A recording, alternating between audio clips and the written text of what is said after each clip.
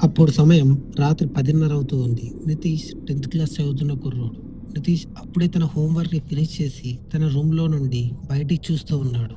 వాళ్ళ ఇంటికి సరిగ్గా ఎదురుగా 30 సంవత్సరాల నుండి పాత పడిపోయిన హాస్పిటల్ ఉంది. నితీష్ వాళ్ళ ఫ్రెండ్ అతను ఒక నంబర్ ఇచ్చి, "నితీష్, ఈ నంబర్‌కి నువ్వు కాల్ చేశావంటే ఆ పాత పడిపోయిన హాస్పిటల్ రిసెప్షన్ నుండి ఎవరో కాల్ లిఫ్ట్ చేశారంట. మన ఊర్లో ఈ రూమర్ నడుస్తూ ఉంది.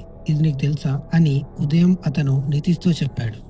దీన్ని ట్రై చేయాలని చెప్పి నితీష్ బలంగా అనిపిస్తూ ఉంది. ఇక నితీష్ వెంటనే తన ఫోన్ తీసుకొని ఆ హాస్పిటల్ రిసెప్షన్ కి కాల్ చేస్తూ ఉంటాడు. అతను హాస్పిటల్ వైపు అలానే చూస్తూ 30 ఇయర్స్ నుంచి అబాండ్ అయిన హాస్పిటల్లో కాల్ లిఫ్ట్ చేయడం అంటే నేను అస్సలు నమ్మను.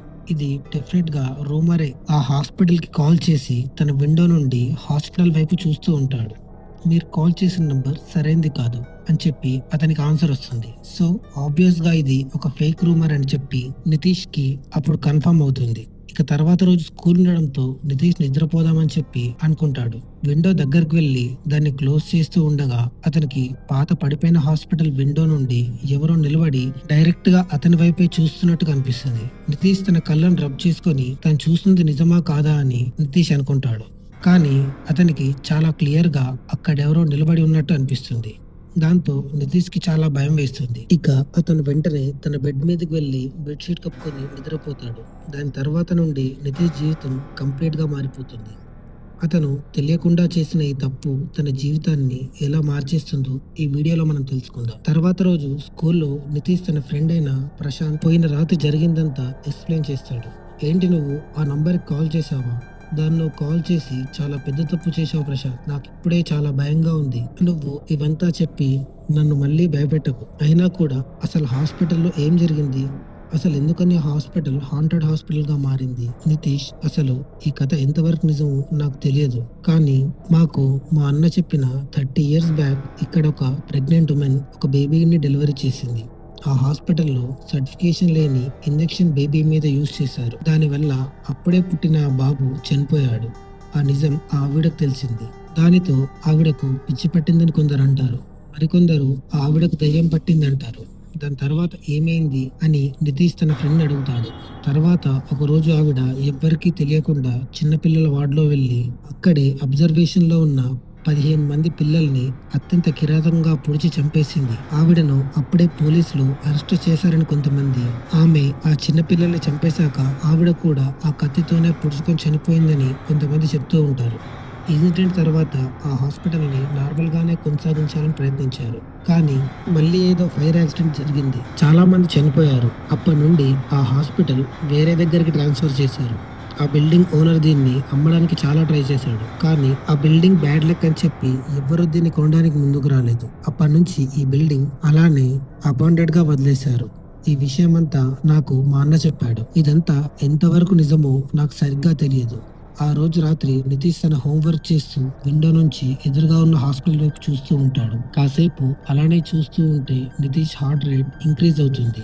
తర్వాత నితీష్ తన హోంవర్క్ ని ఫినిష్ చేసి విండో క్లోజ్ చేసి తన బెడ్ మీదకి వచ్చి కూర్చుంటాడు. అప్పుడే తన మొబైల్ రింగ్ అవుతుంది. సౌండ్ కాస్త సడన్ గా రావడంతో నితీష్ కాస్త భయపడతాడు. ఇక అక్కడున్న నంబర్ చూశాక నితీష్ కి వెన్నులో వణుకు పుడుతుంది. అతను నిన్న కాల్ చేసిన హాస్పిటల్ రిసెప్షన్ నుండి అతనికి ఇప్పుడు కాల్ బ్యాక్ వస్తుంది. నితీష్ కి అసలు ఆ ఫోన్ ఎత్తాలో లేదో కూడా తెలియట్లేదు.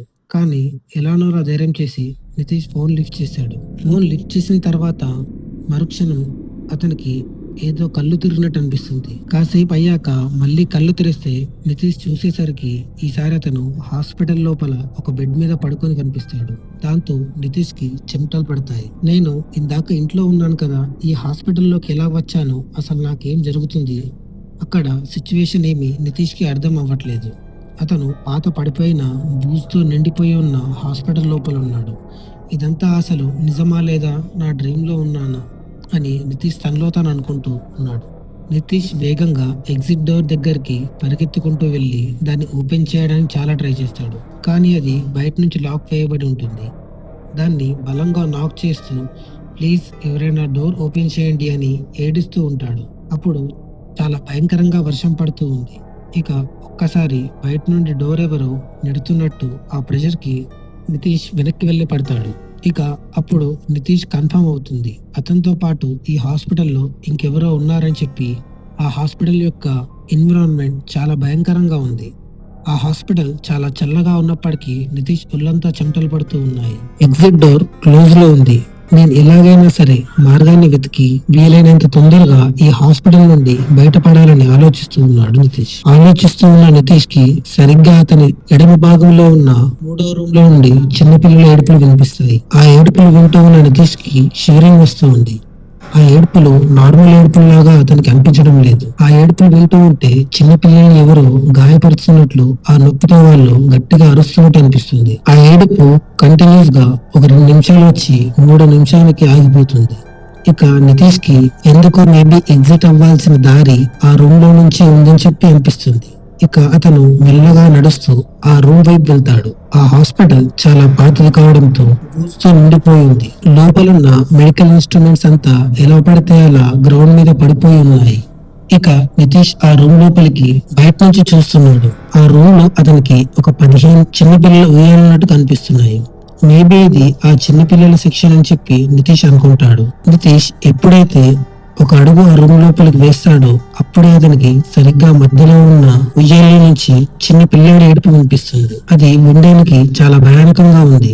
ఎంటీగా ఉన్న ఆ హాస్పిటల్ అంతా ఆ పిల్లాడి ఏడుపు రీసౌండ్ అవుతూ వినిపిస్తుంది. అసలు అక్కడ ఏమవుతుందో చూడాలని చెప్పి మెల్లగా ఆ క్రాడిల్ వైపుకు వెళ్తాడు. లోపల ఉన్నదాన్ని చూశాక అతనికి వెన్నులో వణుకు పుడుతుంది. ఆ చిన్న పిల్లోడి ఆ క్రాడిల్ అంతా రెడ్ కలర్ బ్లడ్ తో నిండిపోయింది. ఆ ఉయ్యాలలో అసలు ఏమీ లేనప్పటికీ దానిలో నుండి ఆ చిన్న పిల్లాడి ఏడుపు కంటిన్యూస్ గా వస్తూనే ఉంది. ఇక సడన్ గా ఉన్నట్టుండి నితీష్ కి ఆ రూమ్ బయట నుండి ఎవరో నడుస్తూ ఈ రూమ్ లోకి వస్తున్నట్లు ఫుట్ స్టెప్స్ వినిపిస్తూ ఉన్నాయి. ఇక భయంతో నితీష్ వేగంగా అక్కడున్న ఒక బెడ్ కిందకి వెళ్లి దాక్కుంటాడు. ఈ రూమ్ లోపల ఇప్పుడు ఏం వస్తుందో నాకు తెలియదు, కానీ దానికి నేను కనిపించకపోతే చాలు అని ఆల్మోస్ట్ షివర్ అవుతూ ఉన్న నితీష్ తనలో తాను అనుకుంటాడు. ఇక అప్పుడే ఆ రూమ్ లోపలికి వాళ్ళు ఎంటర్ అవుతారు. నితీష్ కి వాళ్ళెవరో సరిగ్గా కనిపించడం లేదు. అతనికి వాళ్ళ కాళ్ళు మాత్రమే కనిపిస్తున్నాయి. వాళ్ళు షూస్ వేసుకున్నారు. ఇక నితీష్ కి కాస్త ముందుకు వెళ్ళి అది ఎవరో అని చెప్పి చూస్తాడు. వాళ్ళ డ్రెస్సింగ్ చూస్తూ ఉంటే అది ఒక నర్స్ అని చెప్పి నితీష్ కి అర్థమవుతుంది. కానీ ఆ నర్స్ ఫేస్ మాత్రం అతనికి ఆ చీకట్లో చాలా క్లియర్ గా కనిపించడం లేదు. ఆ హాస్పిటల్లో అసలు ఈ నర్స్ ఏం చేస్తుంది? ఇక ఆ నర్స్ అలా ముందుకు పోతూ సరిగ్గా ఇందాక ఏడుపు వినిపించిన ఆ ఉయ్యాల దగ్గరికి వెళ్లి ఆగుతుంది. దాని తర్వాత ఆ ఉయ్యాల లోపల చేతులు పెట్టి అప్పుడే పుట్టిన ఆ చిన్న బాబుని బయటికి తీస్తుంది. కానీ ఆ బాబేమో కంటిన్యూస్ గా ఏడుస్తూనే ఉన్నాడు. ఇక నర్స్ ఆ బాబు తలపై చేయి పెట్టి ఏడవద్దు, ఏం కాదు, నేను వచ్చాను కదా అని చెప్తూ ఉంటుంది. కానీ ఆ బాబు మాత్రం కంటిన్యూస్ గా ఏడుస్తూనే ఉన్నాడు. ఇక ఆ నర్స్ కోపంతో ఏడవద్దన్నాను కదా, ఎందుకు ఏడుస్తున్నావు అని గట్టిగా అరుస్తుంది. ఆ సౌండ్ తో ఆ హాస్పిటల్ అంతా రీసౌండ్ అవుతుంది. అయినప్పటికీ ఆ బాబు కంటిన్యూస్ గా ఏడుస్తూనే ఉన్నాడు. ఇక ఆ నర్స్ ఒక నైఫ్ ని తన పాకెట్ నుండి బయటకు తీసి ఆ నైఫ్ తో ఆ బాబుని చాలా బలంగా 6 సార్లు పొడుస్తుంది. ఇదంతా గమనిస్తున్న నితీష్ కి కాళ్ళు చేతులు వణికిపోతూ ఉన్నాయి. ఇక అప్పటి వరకు ఏడుస్తూ ఉన్న బాబు సైలెంట్ అయిపోతాడు. ఇక ఆ నర్స్ నడుస్తూ ముందుకు వెళ్తుంది. అలా ముందుకు వెళ్తూ సరిగ్గా నితీష్ దాక్కున్న హాస్పిటల్ బెడ్ వైపుకు వచ్చి ఆగుతుంది. నితీష్ కి ఆవిడ కాళ్ళు మాత్రమే కనిపిస్తూ ఉన్నాయి. ఆవిడకు నేను ఇక్కడ దాక్కున్నాను అని చెప్పి తెలిసిందా? నితీష్ హార్ట్ రేట్ ఇంక్రీజ్ అవుతుంది. ఆవిడకి నేను ఇక్కడ ఉన్నానని చెప్పి అర్థమైపోయిందా? అలా ఆలోచిస్తూ ఉన్న నితీష్ కి ఒక్కసారిగా అక్కడ నిలబడి ఉన్న నర్స్ కిందికి బెండ్ అయ్యి నితీష్ వైపు చూస్తూ ఉంది. అలా చూస్తూ నవ్వింది. ఆవిడ ఫేస్ కాలిపోయి ఉంది. ఆవిడకి 2 కళ్ళు లేవు. కళ్ళుండాల్సిన ప్లేస్ లో డార్క్ గా 2 హోల్స్ మాత్రమే ఉన్నాయి. ఎలా ఉన్నావు నితీష్ అని చెప్పి నర్స్ నితీష్ వైపు చూస్తూ నవ్వుతుంది. ఇక దాంతో భయం పీక్ స్టేజ్ కి చేరుకున్న నితీష్ ఆ రూమ్ లో నుంచి బయటకు పరిగెత్తుతాడు. అప్పుడే అతనికి బయట ల్యాండ్ లైన్ మోగుతున్నట్లు సౌండ్ వినిపిస్తుంది. అతను కళ్ళు తెరిచి చూస్తున్నాడు. ఆ ఆకారం అలానే ఆగిపోయి ఉంది. అతనికి వెనుకున్న డోర్ కూడా ఓపెన్ అవుతుంది. ఇక నితీష్ వేగంగా ఆ రూమ్ లో నుండి బయటకు వెళ్లి సౌండ్ మోగుతున్న రూమ్ లోకి వెళ్తాడు. అక్కడ అతనికి కార్నర్ లో ఒక టెలిఫోన్ నట్టు కనిపిస్తుంది. అతను దాన్ని ప్లీజ్, నేను హాస్పిటల్లో ఉన్నాను, నన్ను ఎవరైనా కాపాడండి అని అంటాడు. కానీ నితీష్ కి అతని ఫ్రెండ్ వాయిస్ వినిపిస్తుంది. నితీష్, నువ్వేం చేస్తున్నావు అక్కడ? ఇక నితీష్ వెంటనే అతని ఫ్రెండ్ తో ప్లీజ్, నేను ఈ హాస్పిటల్లో ఉన్నాను, నన్ను కాపాడు, ఇక్కడ నాకు ఏవేవో కనిపిస్తున్నాయి అని చెప్తాడు. ఇక దాని తర్వాత నితీష్ కి కళ్ళు తిరిగినట్టు అనిపిస్తుంది. ఇక నితీష్ కళ్ళు తెరిచి చూసినప్పటికీ అతను తన రూమ్ లో నిద్రపోతూ ఉంటాడు. అప్పుడే ఆ రూమ్ డోర్ ఓపెన్ అవుతుంది. నితీష్ వాళ్ళ నాన్న రూమ్ లోపలికి వస్తాడు. నితీష్, నీ ఫ్రెండ్ నిన్న హాస్పిటల్ లోపలికి వెళ్లి చనిపోయాడంట. అతని బాడీ మార్చరీ రూమ్ లో కనిపించింది. డాక్టర్ అతనికి హార్ట్ అటాక్ వచ్చిందని చెప్తున్నారు. అతను ఎందుకని హాస్పిటల్ లోపలికి వెళ్ళాడు, నీకేమైనా తెలుసా? ఇక నితీష్ కి అప్పుడే అర్థమవుతుంది. ఆ హాస్పిటల్ నెంబర్ కి ఎవరైతే ఫోన్ చేస్తారో వాళ్ళు ఆ హాస్పిటల్ లోపలికి వాళ్ళకి తెలియకుండానే వెళ్ళిపోతారు. ఇక మేబీ ఆ రోజు రాత్రి అతని ఫ్రెండ్ కూడా నితీష్ లానే హాస్పిటల్ కి కాల్ చేశాడేమో. దానివల్ల నితీష్ వాళ్ళ ఫ్రెండ్ లోపలికి వెళ్ళాడు, నితీష్ దాని నుంచి బయటికి వచ్చాడు. అంతే ఫ్రెండ్స్, ఈ స్టోరీ నచ్చినట్టయితే వీడియోని లైక్ చేసి నచ్చింది అని కామెంట్ చేయండి. తెలుగు భయం ఛానల్ సబ్స్క్రైబ్ చేయండి. Thank you.